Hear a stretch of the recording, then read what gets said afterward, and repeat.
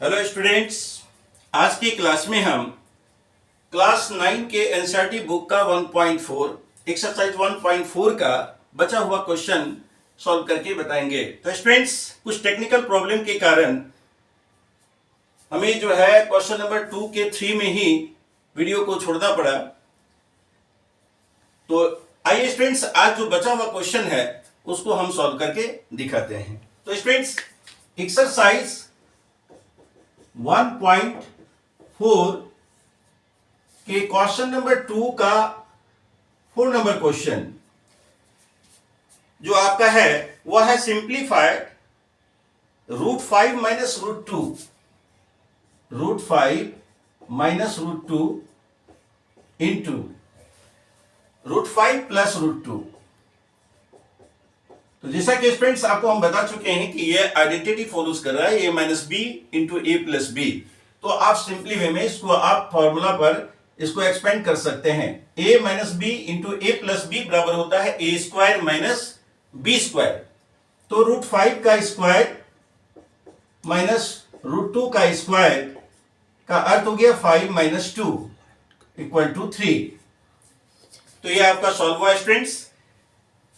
उसके बाद question number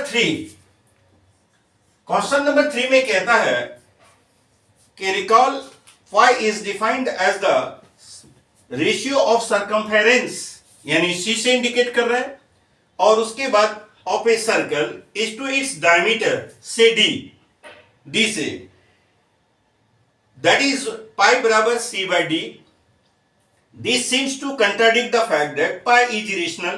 तो how will you resolve this contradictions? तो स्टूडेंट्स, जैसा कि हम जानते हैं कि पाई जो है वो इरेशनल है, लेकिन यहां पर जो कहा जा रहा है कि C और D, C को सरकमफेरेंस है सर्कल का और D जो है वो डायमीटर है। तो जैसा कि हम जानते हैं स्टूडेंट्स, अगर हम किसी का सरकमफेरेंस फाइंड आउट करते हैं तो उसका लेंथ जो है मेजर करते हैं, सरकमफेरेंस का लेंथ मेजर करते हैं, जो हमेशा रेशनल वैल्यू आता है। और D को भी अगर हम मेजर करते हैं यानी डायमीटर को, तो उसका भी रेशनल वैल्यू होता है। इसलिए हम कह सकते हैं कि there is no contradiction, there is no contradiction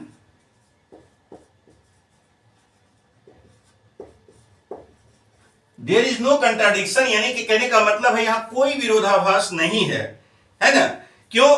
कि जब भी हम when we measure the length of circumference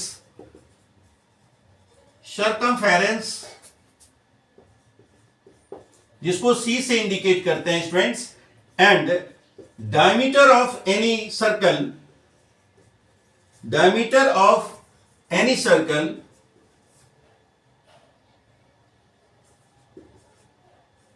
in any scale, कोई भी स्केल से, स्केल का मतलब मेजर आप करते हैं, चाहे वो सेंटीमीटर में या मीटर में करते हैं, किसी भी यूनिट में आप करते हैं, तो चाहे वो छोटा या बड़ा, तो हमेशा वो एक रेशनल वैल्यू आता है। कहने का मतलब है कि उसका जो सर्कल का जो डायमीटर यानी स्केल, अगर उसका लेंथ मेजर करते हैं तो length of circumference and diameter of any circle in any scale is always rational value. इसका एक रैशनल वैल्यू होता है। तो कह सकते हैं कि कोई कंट्राडिक्शन नहीं है कि C और D जो है वह C बाई D अगर हम लिखते हैं तो CD इज रैशनल, ये रैशनल है। भले पाई इरेशनल है, लेकिन C और D का जो रेशियो है वह हमेशा क्या होगा? रैशनल होगा। इसलिए कोई कंट्राडिक्शन नहीं है। पाई का वैल्यू अगर अदर में हम 3.14 लेते हैं तो वो उस समय उसका वैल्यू जो है वह आपका इरेशनल होता है, लेकिन C बाई D में कोई कंफ्यूजन नहीं, कोई कंट्राडिक्शन नहीं है कि वह C और D जो है वह इरेशनल होगा। C और D का रेशियो हमेशा रैशनल होगा। तो स्टूडेंट्स, इस तरह से ये कंट्राडिक्शन वाले क्वेश्चंस को हम लोग सॉल्व कर देंगे। तो आते हैं नेक्स्ट क्वेश्चन में, जो आपका represent √9.3 on the number line. तो स्टूडेंट्स आइए इस क्वेश्चन को हम देखते हैं कि कैसे सॉल्व करेंगे। क्योंकि स्टूडेंट्स इसको सॉल्व करने के लिए हमें रूलर और कंपास की आवश्यकता होती है। आप केवल यहां हम प्रोसेस बताएंगे कि किस प्रकार आप मेजर करके इसको बनाएंगे, और रफली हम आपको एक आइडिया देते हैं कि आप इस क्वेश्चन को कैसे सॉल्व करेंगे। तो आइए देखते हैं कि क्वेश्चन नंबर 4 के रिप्रेजेंटेशन कैसे हम करेंगे, किस प्रकार इसका डायग्राम बनाएंगे। तो स्टूडेंट्स हमारे पास रूट अंडर 9.3 को रिप्रेजेंट करना है नंबर लाइन पर। इससे पहले आप √2, √3, √5, √7 इस तरह का रिप्रेजेंटेशन हम लोगों ने एनसीईआरटी बुक्स के में ही देखा था कि किस तरह से हम लोग इसको रिप्रेजेंट करते हैं। फिर हमने ये भी बताया था आपको कि किस तरह से हम स्क्वायर रूट स्पाइरल बनाते हैं। तो आइए आज हम बताते हैं कि यह रिप्रेजेंट रूट अंडर 9.3। क्वेश्चन है आपका represent root under 9.3 on the number line, on the number line। कैसे हम रिप्रेजेंट करेंगे, कैसे इसको आप 9.3 को रिप्रेजेंट करेंगे। तो स्टूडेंट्स सबसे पहले हम क्या करते हैं, इसका प्रोसेस जानिए आप। सबसे पहले हम जितना रूट के अंडर में जो मेजर दिया हुआ है 9.3, सबसे पहले आप स्केल से नाप कर आप यहां एक लाइन ड्रॉ करें। सपोज कीजिए कि ये एग्जैक्ट मेजर नहीं है, लेकिन हम लोग इसको लेते हैं कि ए बी हमारे पास जो है एक लाइन सेगमेंट है जिसका मेजर 9.3 है। यूनिट में कोई भी यूनिट हो सकता है स्टूडेंट्स, आप सुविधा के लिए आप इंच भी ले सकते हैं या स्केल में या सेंटीमीटर में भी मापकर बना सकते हैं। तो यहां सबसे पहले हम क्या करते हैं कि 9.3 मेजर का एक लाइन सेगमेंट ड्रॉ करते हैं। उसके बाद इस पॉइंट से एक यूनिट आगे बढ़ाकर एक्सटेंड करते हैं इसको। मान लीजिए एक यूनिट आपका सी तक गया। तो स्टूडेंट्स यहां पर दूसरा प्रोसेस क्या है कि जितना लाइन सेगमेंट हमारे पास रूट के अंदर दिया हुआ था मेजर, वो मेजर का लाइन सेगमेंट खींचेंगे। फिर उससे 1 सेंटीमीटर या 1 यूनिट जो भी आप मेजर करते हैं, इसको जिस भी से मेजर करते हैं जिस यूनिट में, उसी से 1 यूनिट उसको एक्सटेंड कर देते हैं। तो एक्सटेंड करने के बाद हम क्या देखते हैं कि अब हम इसमें इसका परपेंडिकुलर बाइसेक्टर ड्रॉ करते हैं। तो स्टूडेंट्स परपेंडिकुलर बाइसेक्टर ड्रॉ करने का मेथड है कि आप इस तरह से कर सकते हैं कि मान लीजिए कि ये ए बी का लेंथ हो गया आपका 9.3 प्लस 1, यानी ये 10.3 हो गया। तो 10.3 ये 1 सेंटीमीटर है। यहां जो स्टूडेंट्स है ये आपका 1 सेंटीमीटर या 1 यूनिट कह सकते हैं, कुछ भी है। अगर इसको हम सीएम में ही लेते हैं तो ये भी आपका सीएम ही होगा। 1 सीएम ड्रॉ करते हैं। तो अब इसका हम क्या करते हैं, परपेंडिकुलर बाइसेक्टर ड्रॉ करेंगे। तो कैसे करेंगे स्टूडेंट्स, आप जो है एसी के लेंथ का आधा से ज्यादा यानी ग्रेटर देन हाफ, 10.5 यानी कि आप कंपास लेकर आप ग्रेटर देन हाफ इसे लेंगे, यानी कहने का मतलब है 10.3 का आधा कीजिए। उसके बाद उससे थोड़ा ज्यादा करके आप एक रेडियस लीजिए कंपास में, और उसके बाद इसका परपेंडिकुलर ड्रॉ करने के लिए इस प्रोसेस से जैसे हम लोग करते हैं, फिर यहां से अगर यहां सेंटर लेकर इस तरह से आर्क ड्रॉ करते हैं और नीचे भी ड्रॉ करते हैं। फिर उसके बाद हम सी को सेंटर मानते हैं और सी को सेंटर से फिर हम इसको इस तरह से इंटरसेक्ट करते हैं जो प्रीवियस आर्क है। तो स्टूडेंट्स इस तरह से हम लोग देखते हैं कि एक डॉट डॉट लाइन से इसको मिला देंगे। सपोज कीजिए स्टूडेंट्स कि ये दोनों आर्क यहां पर आकर कटा है और ये परपेंडिकुलर इसका बाइसेक्टर हो गया। तो इसका अर्थ है यहां पर हम इसको ई से इंडिकेट कर देंगे। ये परपेंडिकुलर बाइसेक्टर में जो हमारा ये परपेंडिकुलर बाइसेक्टर है, तो मान लीजिए स्टूडेंट्स ये ए बी और सी लिए थे, यहां पर आप डी भी ले सकते हैं। तो क्या करेंगे अब हमारा एडी का जो वैल्यू है वह है आपका 10 प्लस, यानी कि एडी का जो वैल्यू हमारे पास आया वह वैल्यू है a b plus b c by 2। कहने का है अर्थ इसका मेजर आप निकाल कर देखें तो 9.3 प्लस 1 बाय 2, यानी 10.3/2 इक्वल टू 2 5 जा 10, 2 1 जा 2, 2 5 जा यानी 5.15। इसका मतलब है कि एडी का जो हमारा वैल्यू हुआ वो है आपका एडी बराबर, आप स्टूडेंट्स ये भी लिख सकते हैं कि एडी बराबर डीसी है हमारा। तो एडी बराबर डीसी है, यानी डीसी बराबर एडी भी लिख सकते हैं। डीसी का भी वैल्यू उतना ही है। अब इस तरह से आप चाहें तो डीबी का वैल्यू निकालेंगे या फिर इसका वैल्यू निकालें। डीबी का वैल्यू आप निकालेंगे तो ये परपेंडिकुलर निकालने का पर्पस होता है स्टूडेंट्स कि इस रेडियस से अब हम यहां पर क्या करेंगे, सेमी सर्कल ड्रॉ करेंगे। इस तरह से आप इसको सेमी सर्कल ड्रॉ कर सकते हैं।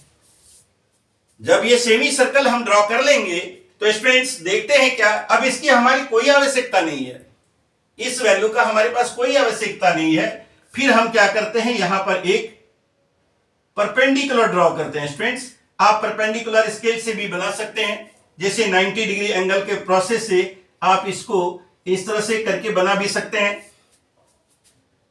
तो फिर हम क्या करेंगे, इस D को इस E से मिला देंगे, सॉरी ये स्टूडेंट्स E से मिला देंगे। अब देखिए स्टूडेंट्स, अब हमारे पास जो वैल्यू है, अब ये BE का जो वैल्यू है वही हम इस नंबर लाइन पर आपको सेटअप करेंगे, वही आपका रूट। अगर हम इसको एक्सटेंड करते हैं तो देखते हैं क्या, ये सेमी सर्कल जो ड्रॉ किया हुआ है, अब इसका जो BE का वैल्यू है वो रूट अंडर 9.3 होगा। वो आपको हम प्रूव करके इसे दिखाएंगे। फिर क्या करेंगे, इसी BE के वैल्यू को हम लोग इस तरह से इस पर सेटअप कर देते हैं स्टूडेंट्स। और ये F है और इसका वैल्यू हो गया आपका, इसका वैल्यू हो गया आपको कितना, इसके वैल्यू के बराबर है, नहीं BE बराबर BF। BE बराबर BF को हम लोग जो है वो लिखेंगे और इसका वैल्यू आएगा रूट अंडर 9.3। कैसे आएगा स्टूडेंट्स, ये हम आपको अभी प्रूफ करके दिखाएंगे। जैसा कि हम आपको यहां पर स्केल लिए हैं कि DC और AD का वैल्यू है, तो यहां पर BD का वैल्यू हमारा क्या होगा, तो BD का वैल्यू हमारे पास होता है DC माइनस BC, यानी कहने का अर्थ है कि DC का वैल्यू हमारे पास है 5.15 माइनस 1 बराबर 4.15। तो स्टूडेंट्स अब हमारे पास जो वैल्यू है, इसका आया हमारे पास जो वैल्यू है वह है आपका 4.15।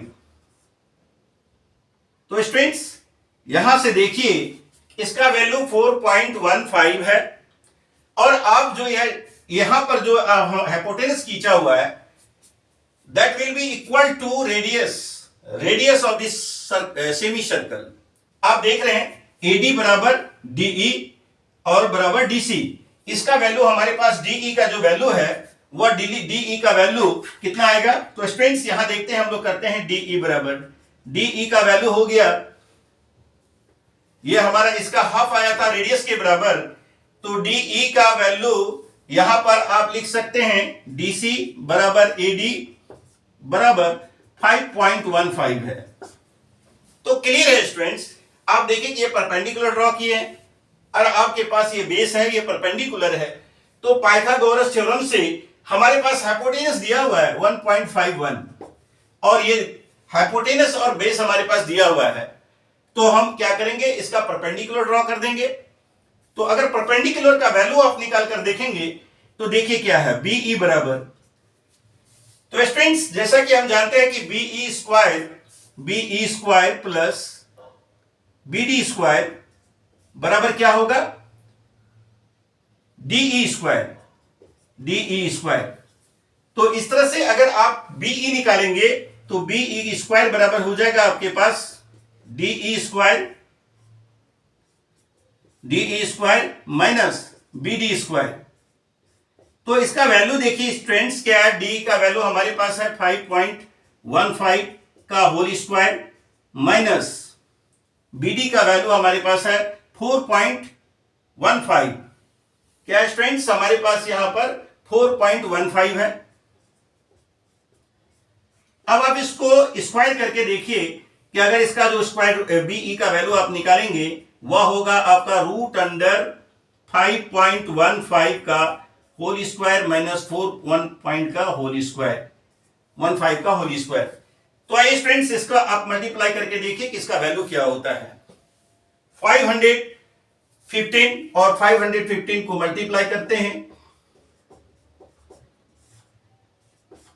5 5 जा 25 कैरी टू 5 1 5 1 जा 5 2 7 5 5 जा 25 तो 1 5 जा 5 1 into 1 1 5 जा 5।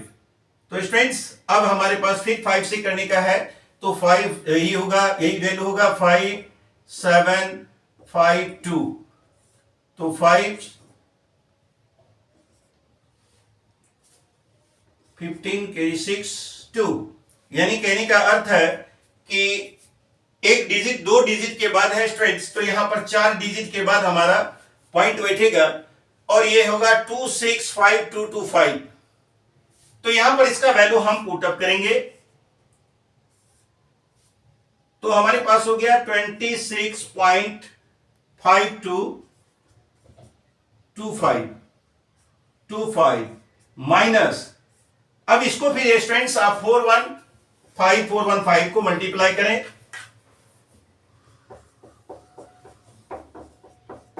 तो देखते हैं 5 5 जा 25 कैरी 2 5 1 जा 5 2 7 5 4 जा 20 1 से करेंगे तो 5 1 4 फिर 4 से करने के बाद होता है 4 5 जा 20 कैरी 2 4 1 जा 4 2 6 4 4 जा 16 5 12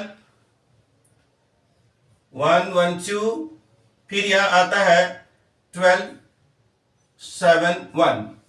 तो स्टूडेंट्स यहां पर जो हमारा वैल्यू हो गया और वह हो गया क्या 17.2225 17.225 देखिए 17.2225। अब इसको माइनस करके देखिए स्टूडेंट्स क्या होता है, इसका डिफरेंस क्या होता है। तो हमारे पास अब जो वैल्यू है 26.5225 और 17.2225 तो क्या होता है स्टूडेंट्स देखिए 0 0 और 3 और 9.3 आता है। तो स्टूडेंट्स यहां पर जो अब हमारे पास रूट अंडर 9.3 आया जो आपका इस बीई का वैल्यू है और इसी बीई को आप बीई बराबर जो है अब बीई को यहां से आप सेटअप करेंगे बीएफ तो बीई को बीएफ पे सेटअप करेंगे तो आपका रेशनल नंबर बीएफ में बराबर रूट अंडर 99.3 हो गया। यानी आपको इस नंबर लाइन पर आप इसको रिप्रेजेंट कर दिए यानी पॉइंट एफ रिप्रेजेंट्स यानी ये बीएफ है तो 0.5 रिप्रेजेंट एफ जो है पॉइंट एफ जो है आपको रिप्रेजेंट्स कर रहा है किस वैल्यू को रूट अंडर 9.3 को। तो इस तरह से स्टूडेंट्स आप इस क्वेश्चन को इजी वे में मान लीजिए आपके पास यह वैल्यू 9.3 आया है, हो सकता है कि अदर वैल्यू आपको पूछा जाए कि 6.3 है 6.8 है 7.2 है, कुछ भी वैल्यू दिया जा सकता है स्टूडेंट, एकदम बिल्कुल प्रोसेस सेम है। पहले आप उस जो मेजर दिया हुआ रहेगा उसका लेंथ निकालिए 1 सेंटीमीटर उस एक्सटेंड कीजिए फिर उसका परपेंडिकुलर बाइसेक्टर कीजिए, परपेंडिकुलर बाइसेक्टर से आपको उसका एक मिड पॉइंट मिलेगा जो रेडियस डायमीटर का हाफ होगा यानी उस सेमी सर्कल ड्रॉ करने के बाद जो हमारा डायमीटर होता है उसका हाफ करेंगे फिर उसका ग्रेटर देन हाफ से हम सेमी सर्कल ड्रॉ करके फिर परपेंडिकुलर उसका दिखा देंगे कि ये परपेंडिकुलर बाइसेक्टर है यानी हाफ है इसका मेजर। उसके बाद हम क्या करते हैं कि आपको जहां पर उसका लास्ट पॉइंट हमारा 9.3 का बी था वहां पर परपेंडिकुलर ड्रॉन करते हैं स्टूडेंट्स। परपेंडिकुलर ड्रॉन करने के बाद वह आपको ई पॉइंट पर सरकमफेरेंस को टच करता है और उसके बाद हम उसको यहां सेंटर से मिलाते हैं तो इस सेंटर से मिलाने के बाद वह हमारे पास हाइपोटेनस आ जाता है। तो स्टूडेंट्स फिर इसका पर्टिकुलर वैल्यू निकालते हैं सारे पॉइंट्स का और उसके बाद यहां पर जो है हम यहां पाइथागोरस थ्योरम लगाकर यहां पाइथागोरस थ्योरम यूज करके आप इसका वैल्यू फाइंड आउट कर सकते हैं जो बीई का वैल्यू है और वही बीई का वैल्यू हम बीएफ के रूप में यहां पर नंबर लाइन पर शो कर देते हैं। तो इस तरह से आपका 9.3 रूट अंडर 9.3 जो है नंबर लाइन पर शो हो जाएगा। तो क्लियर है स्टूडेंट्स, इसी तरह किसी भी सम को आप सॉल्व कर सकते हैं। तो स्टूडेंट्स उसके बाद आते हैं इसके नेक्स्ट क्वेश्चन में, जो है rationalise the denominators of the following. Rationalisation related questions है। पहले रेशनलाइजिंग फैक्टर क्या होता है ये आप जानिए कि रेशनलाइजिंग फैक्टर हम कैसे करेंगे देखेंगे, और इस क्वेश्चन नंबर 5 को सॉल्व करते हैं। तो आइए स्टूडेंट्स क्वेश्चन नंबर 5 देखते हैं क्या है। रेशनलाइजेशन से यह फैक्टर है जिसको हिंदी में परमयीकरण कहते हैं, यानी हम इसके डिनोमिनेटर को किसी भी नंबर के डिनोमिनेटर, फ्रैक्शनल नंबर के डिनोमिनेटर को रेशनल नंबर बनाएंगे। और कैसे बनाएंगे आइए देखते हैं कि क्या होता है, किस तरह से रेशनलाइज करके हम इस किसी भी फ्रैक्शनल नंबर को के डिनोमिनेटर को रेशनल नंबर के रूप में कन्वर्ट करते हैं। तो स्टूडेंट्स क्वेश्चन नंबर 5 इस एक्सरसाइज का लास्ट क्वेश्चन है, और आइए देखते हैं कि इसका पहला क्वेश्चन क्या है। 5 का 1 नंबर आपके पास है √7, 1/√7। तो सिंपल है स्टूडेंट्स कि इसका जो रेशनल अगर इसको कन्वर्ट करना है तो आप √7 से न्यूमरेटर और डिनोमिनेटर को मल्टीप्लाई कर दें। इसके न्यूमरेटर और डिनोमिनेटर को दोनों को अगर हम √7 से मल्टीप्लाई करते हैं स्टूडेंट्स तो 1 इंटू √7 होता है, लेकिन √7 इंटू √7 जब करते हैं तो हमारे पास 7 हो जाता है। तो क्लियर है स्टूडेंट्स, इसका जो डिनोमिनेटर हो गया वो रेशनल नंबर हो गया, यानी कहने का मतलब 1/√7 का रेशनलाइजेशन हो गया। नेक्स्ट क्वेश्चन हमारे पास है स्टूडेंट्स 1/√7 माइनस √6। यहां पर देखने वाली बात है स्टूडेंट्स कि आप इसके रेशनलाइजिंग फैक्टर को कैसे करेंगे। सिंपल प्रोसेस है कि जब आपको दो नंबर यानी कि डिफरेंस के रूप में, दो रेशनल नंबर के डिफरेंस के रूप में है, तो सिर्फ आपको यह देखना है कि डिनोमिनेटर इसका जो डिनोमिनेटर क्या है, इसका डिनोमिनेटर है √7 माइनस √6। तो बस स्टूडेंट्स इसका जो रेशनलाइजिंग फैक्टर होगा वह होगा √7 प्लस √6। केवल करना क्या है आपको कि सिर्फ उसका अपोजिट साइन लेना है। तो डिनोमिनेटर का जो माइनस साइन था उसका अपोजिट होता है प्लस। तो क्या करते हैं कि इसका रेशनलाइजिंग फैक्टर हो गया √7 प्लस √6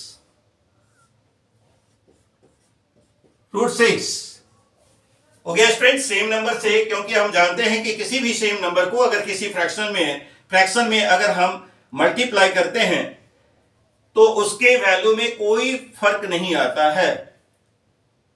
अगर ये आप डिवाइड भी करेंगे तो भी कोई फर्क नहीं आएगा, मल्टीप्लाई करेंगे तब भी उसके वैल्यू में कोई फर्क नहीं आता है स्टूडेंट्स। तो अब क्या है कि हमारे पास 1 से जब इसको मल्टीप्लाई करेंगे तो ये √7 प्लस √6 ही होगा, लेकिन जब इसको हम मल्टीप्लाई करते हैं तो देखते हैं a माइनस बी और a प्लस बी के फॉर्म में ही आ जाता है। और यही सबसे बड़ी बात है स्टूडेंट्स कि आप समझें कि जब भी कभी रेशनलाइजेशन करेंगे तो आपको यह देखना होगा कि आप अपोजिट साइन से करेंगे तो हमेशा वो a plus b into a minus b के फॉर्म में आएगा और उसका वैल्यू हो जाएगा। जब हम इसको फिर यह करेंगे a minus b into a plus b है तो इसका वैल्यू हो जाता है √7 a² हो गया और √6 जो है वो b² हो गया। तो क्लियर है स्टूडेंट्स कि √7 प्लस √6 बाय कितना हो गया 7 माइनस 6, यानी कहने का अर्थ है कि आपके पास आया √7 बाय प्लस √6 बाय 1। तो स्टूडेंट अगर बाय 1 भी है तो वो रेशनल नंबर है, यानी आप इसका आंसर आप लिख सकते हैं कि √7 प्लस √6 है। केवल यह भी लिखने से हम जानते हैं कि उसके बाय 1 होता है और ये आपका आंसर हो गया, रेशनलाइजेशन हो गया। तो क्वेश्चन नंबर 5 के 3 में है स्टूडेंट्स 1/√5 प्लस √2, 1/√5 प्लस √2। तो इसका रेशनलाइजिंग फैक्टर हम कैसे निकालेंगे? तो स्पष्ट है कि √5 प्लस √2 है तो √5 माइनस √2 से मल्टीप्लाई करेंगे। तो आइए स्टूडेंट्स √5 प्लस √2 इसका रेशनलाइजिंग फैक्टर हो जाएगा √5 माइनस √2 और सेम नंबर से मल्टीप्लाई किया जाता है इसलिए √5 माइनस √2 से हम मल्टीप्लाई कर दिए। न्यूमरेटर और डिनोमिनेटर को सेम नंबर से मल्टीप्लाई कर दिए। और उसके बाद हम देखते हैं कि 1 से जब मल्टीप्लाई करेंगे √5 माइनस √2 को, तो स्टूडेंट्स यहां पर देखिए यहां भी a plus b into a minus b हमारा आ रहा है, a plus b into a minus b. और 1 इंटू अगर √5 माइनस √2 करेंगे तो √5 माइनस √2 बाय, यानी कि √5 स्क्वायर माइनस √2 का स्क्वायर हो जाएगा। तो स्टूडेंट्स क्या हो गया, √5 माइनस √2 बाय 5 माइनस 2, यानी कहने का अर्थ है कि √5 माइनस √2 बाय हो गया आपका 3। तो जो आपका आंसर हो गया स्टूडेंट्स, यानी आप जो है आपका इसका वैल्यू आ गया, ये देखिए यहां भी 3 जो है वो रेशनल नंबर हो गया, यानी इसका डिनोमिनेटर का रेशनलाइजेशन हो गया।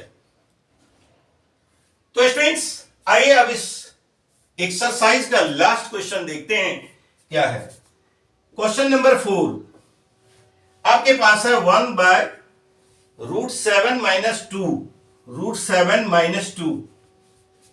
तो स्पष्ट स्टूडेंट्स यहां भी हम इसका रेशनलाइजिंग फैक्टर लेंगे √7 प्लस 2। क्या होगा, √7 प्लस 2 इसका रेशनलाइजिंग फैक्टर होगा। और इस तरह से जब आप 1 को इसे मल्टीप्लाई करेंगे तो आपके पास होगा 1 इंटू, अगर ये करते हैं तो √7 प्लस 2 आएगा, और बाय यहां पर √7 माइनस 2 इंटू √7 प्लस 2, √7 प्लस 2 आएगा स्टूडेंट्स। तो यहां पर स्पष्ट है a minus b into a plus b. तो क्लियर है students, a square minus b square, यानी कहने का अर्थ है कि √7 प्लस 2 बाय √7 का होल स्क्वायर माइनस 2 स्क्वायर, और इसका वैल्यू होता है √7 प्लस 2 बाय 7 माइनस 4, यानी कि √7 प्लस 2 बाय 3। तो स्टूडेंट्स क्या है हमारा आंसर, √7 प्लस 2 बाय 3। और इस तरह से आपका यह एक्सरसाइज कंप्लीट हुआ।